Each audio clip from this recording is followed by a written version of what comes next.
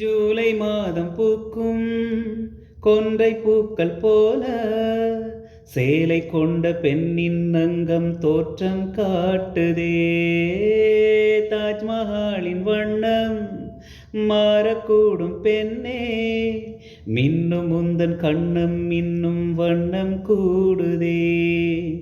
நிறமுள்ள மலர்கள் சோலைக்கு பெருமை, நீ உள்ள ஊரில் வசிப்பது பெருமை.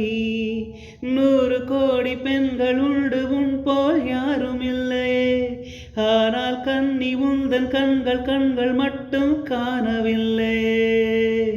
ஓ ஓ